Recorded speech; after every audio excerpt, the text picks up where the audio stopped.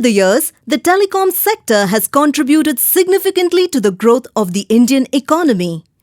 India today is witnessing exponential growth in terms of telecom subscribers. To fathom this rise, it is important to first understand the evolution of the telecommunications sector. Let us go back in time.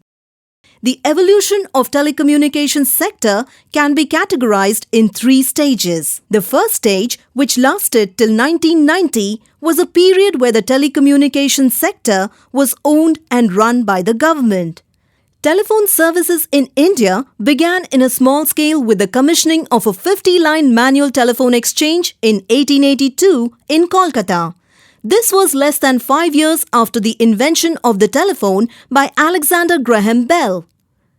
In the pre-independence era, all major cities and towns in the country were connected with fixed-line telephones. Post-independence, growth remained slow as the telephone was seen more as a status symbol rather than being an instrument of utility.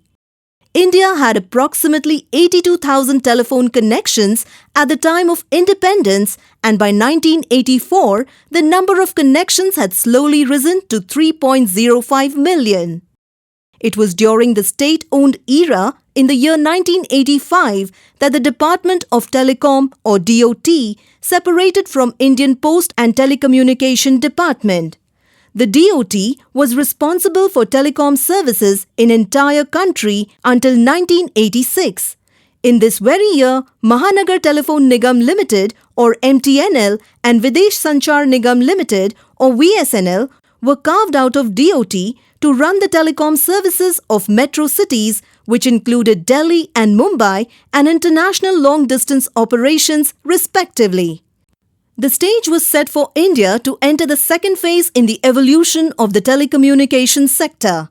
In 1994, the government introduced the National Telecommunications Policy or NTP.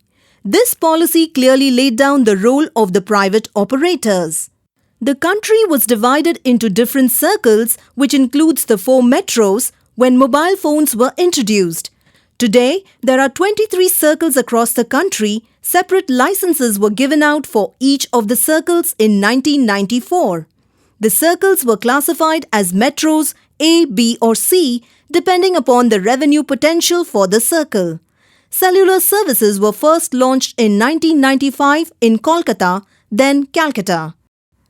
Another milestone during this era was the formation of TRAI, short for the Telecom Regulatory Authority of India. TRAI regulates the environment in order to ensure a fair and level playing field for both operators and subscribers. To regulate and streamline the sector, in 2000, a third body was constituted, the Telecom Dispute Settlement and Appellate Tribunal or TDSAT.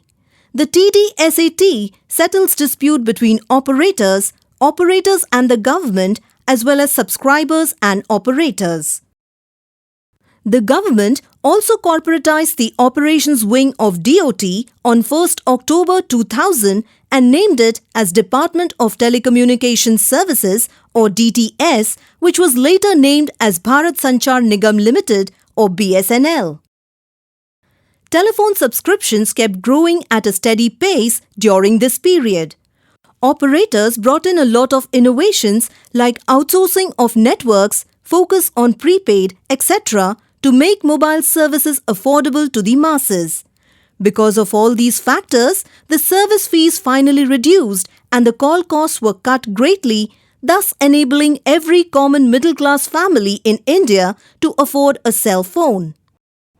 After March 2000, the government became more liberal and issuing more licenses to private operators in every circle and reducing license fees.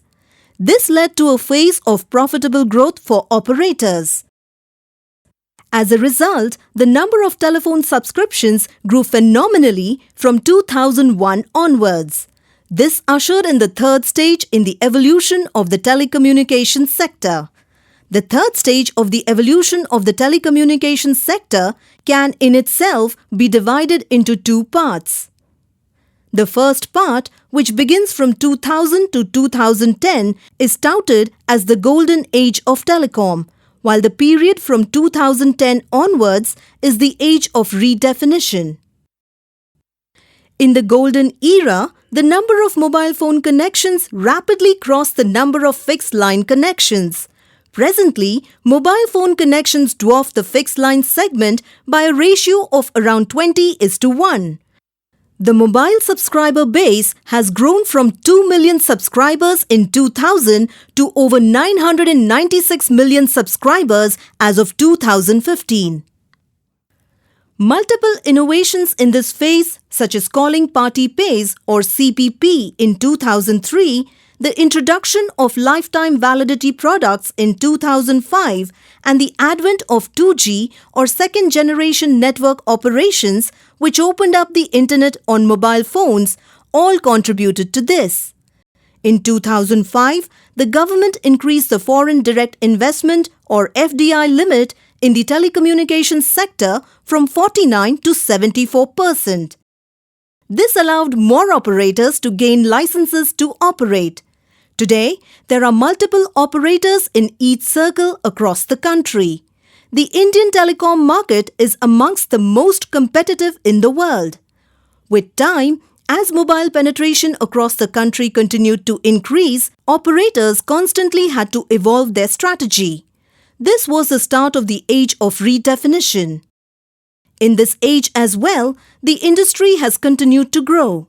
Delinking of spectrum from licenses, constant evolution in technology, freeing up of more spectrum have all provided these boosts.